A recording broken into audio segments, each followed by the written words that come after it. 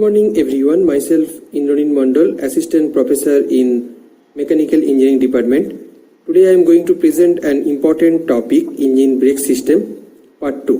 In this video lecture I will discuss disc and drum type brakes and anti-locking brake system. Let's start the session. In external contracting brake drum, as brake drum is used for only parking purpose. This system consists of drum, brake and lining, operating lever with adjusting lever and push rod with returning spring. External braking system is model braking system that is used to operate in floor mills, various types of electrical components. This is a schematic diagram of external contracting brake drum. This is brake lining, brake band, brake lever and fulcrum. Working of external contracting brake drum. The working system of external braking system, when push rod is operated by hand or foot operated lever, then the line brake drum is fitted around the drum that is tightened to lock or slow down the drum. When the brake is released, the return springs bring the band brake back to its initial position. When the brake is released, the return springs bring the band brake back to its initial position. The system remains air-opened, therefore dirt is being accumulated between the driving surfaces, which reduces the efficiency. Disc type brake. This is the schematic diagram of disc type brake. This is caliper, bleed valve, slide pin, brake pad, dust cap, wheel start and rotor of disc. As shown in this figure, a disc brake consists of a cast iron disc bolted to the wheel hub and a stationary housing called caliper. The caliper is connected to some stationary part of the vehicle, like the axle casing or the stub axle, and is cast in two parts, each part containing a piston.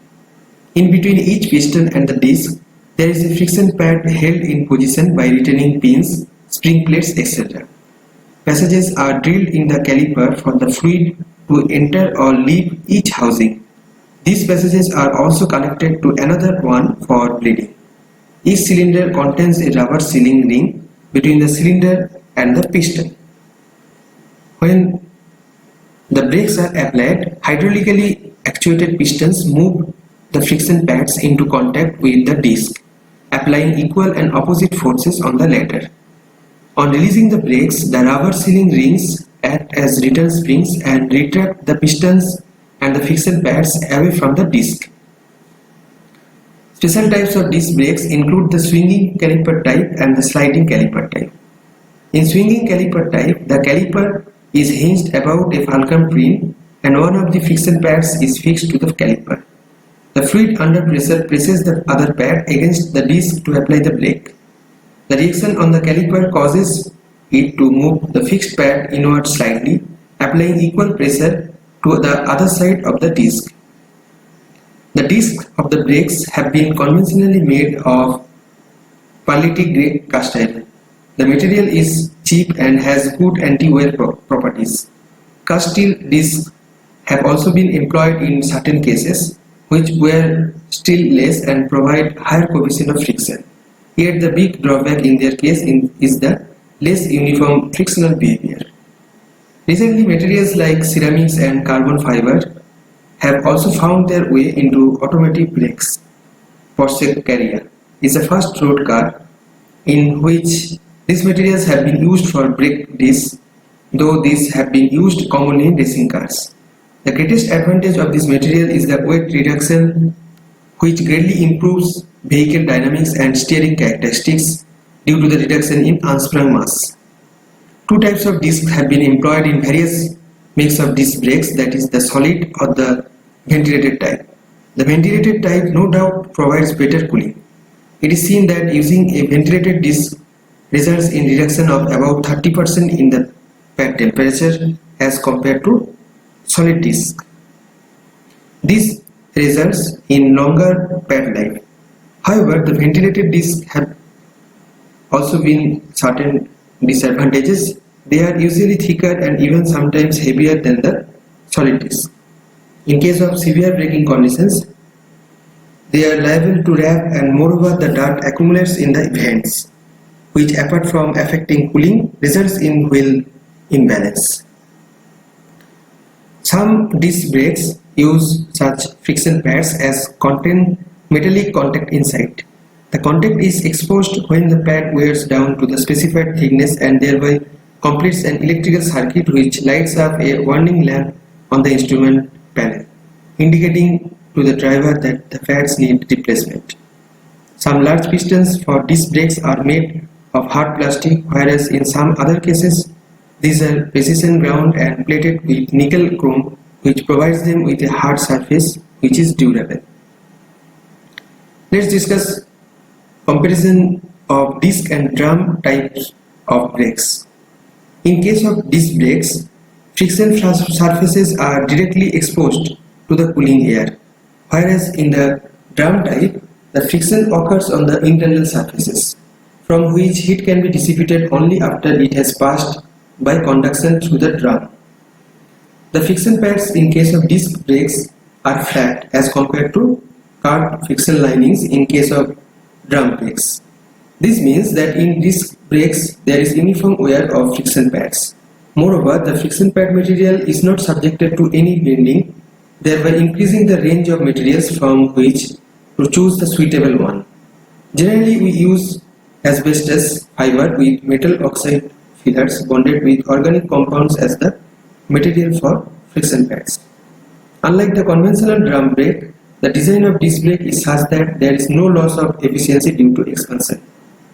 The system becomes hot. Expansion of drum of internally expanding shoe type of brake tend to move the friction surfaces apart, causing a loss of effective pedal travel. Disc brakes weigh less than their conventional drum type counterpart, a saving of approximately 20% being possible. Disc brakes have comparatively better anti-fade characteristics. It is seen that using drum brakes, the pedal load required to produce a vehicle deceleration of 5 meters per second increased from 300 Newton to almost 450 Newton. On the other hand, using disc brakes, the pedal load remained constant at 250 Newton after an initial rise from 200 Newton. In this particular fade test, the car was stopped from a speed of 80 km per hour. The sensitivity of a brake to changes in the friction coefficient at the rubbing surfaces can be shown by plotting brake factor against friction coefficient. Brake factor may be defined as the self-energizing factor. It may be seen that the changes in brake factor for unit change in friction coefficient is much less in the case of disc brakes than it is for the two leading shoe or the simple leading and trailing shoe brake.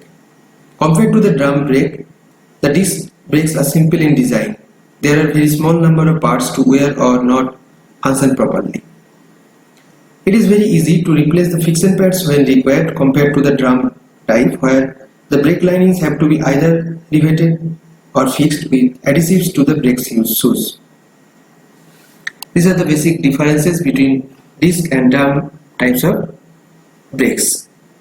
Working of disc brakes, as I have already told, the brakes are operated when friction is being created on friction pads by force applying on it against the disc. The forces created on its hydraulic pressure from master cylinder, thereby engaging the braking system. When the hydraulic braking pressure is applied on piston, will engage and release bar due to pressure. When pressure is released, piston will regain its original position. Here friction pad works on main fundamental working process. Caliper is added on the system to balance two caliper by diagrammatically opposite to each of the other parts. What are the main advantages of disc brake? Better heat dissipation, adjustment of pads is automatic. Some of the disadvantages of disc brake are in comparison of brake drum of similar capacity, rate pad wear is more. The handbrake mechanism is not so convenient. This is all about disc brake. Anti-lock braking system.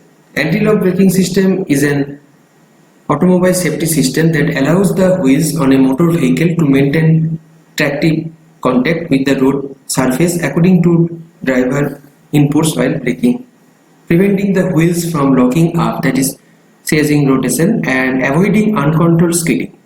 It is an automated system that uses the principles of threshold braking and sequence braking, which were practiced by skillful drivers with previous generation braking systems. It does this at a much faster rate and with better control than a driver could manage. ABS really offers improved vehicle control and decreases stopping distances on dry and slippery surfaces for many drivers. However, on loose surfaces like gravel or snow-covered pavement, anti-lock braking system can significantly increase braking distance, although still improving vehicle control. Let's discuss working of anti-braking system. The anti-lock brake controller is also known as controller anti-lock brake. Typically, ABS includes a central electronic control unit, 4-wheel speed sensors, and at least 2 hydraulic valves within the brake hydraulics. The ECU constantly monitors the rotational speed of each wheel. If it detects a wheel rotating significantly slower than if it detects a wheel rotating like the others, a condition indicate of impeding wheel lock, it actuates the valves to reduce hydraulic pressure.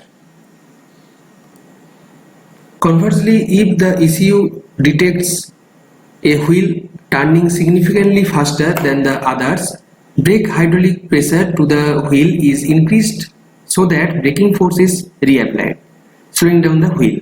This process is repeated continuously and can be detected by the driver via brake pedal pulsation. Some anti-lock systems can apply or release braking pressure 15 times per second. Because of this, the wheels of cars equipped with ABS are practically impossible to lock even during parallel braking in extreme conditions.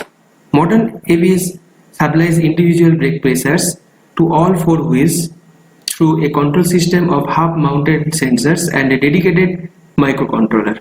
ABS is offered or comes standard on most road vehicles produced today and is the foundation for electronic stability control systems, which are rapidly increasing in popularity due to the vast reduction in price of vehicle electronics over the years. Construction of anti-braking system. There are 4 main components of anti-braking system: speed sensors, valves, a pump, and a controller. Speed sensors. The anti-lock braking system needs some way of knowing when a wheel is about to look up. The speed sensors, which are located at each wheel or in some cases in the differential, provide this information. Valves. There is a valve in the brake line of each brake controlled by the ABS. On subsystems, the valve has 3 positions. In position 1, the valve is open. Pressure from the master cylinder is passed right through to the brake. In position 2, the valve blocks the line, isolating that brake from the master cylinder. This prevents the pressure from rising further should the drive push the brake pedal harder. In position 3, the valve releases some of the pressure from the brake. Pump. When the ABS system operates the brake lines, loss pressure. The pump repressurizes the system. Controller. The controller is an ECU type unit in the car which receives information from each individual wheel speed sensor. In turn, if a wheel loses traction, the signal is sent to the controller. The controller will then limit the brake force and activate the ABS modulator, which actuates the braking valves on and off. Uses of anti-lock braking system. The controller monitors the speed sensors at all times. It is looking for decelerations in the wheel that are out of the ordinary. Right before a wheel locks up, it will experience a rapid deceleration. If left unchecked, the wheel would stop much more quickly than any car would. It might take a car 5 seconds to stop from 60 mph under ideal conditions, but a wheel that locks up could stop spinning in less than a second. The ABS controller knows that such a rapid deceleration is impossible, so it reduces the pressure to that brake until it sees an acceleration, then it increases the pressure until it sees the deceleration again. It can do this very quickly because the tire can actually significantly change speed. The result is that the tire slows down at the same rate as the car, with the brakes keeping the tires very near the point at which they will start to lock up. This gives the system maximum braking power. When the anti-braking system is in operation, the driver will feel a pulsing in the brake pedal. This comes from the rapid opening and closing of the valves. This pulsing also tells the driver that the ABS has been triggered. Some ABS systems can cycle up to 16 times per second. These are all about disc and brake drum anti-lock braking system. If you like this video, please subscribe my channel and stay connected. Thank you very much.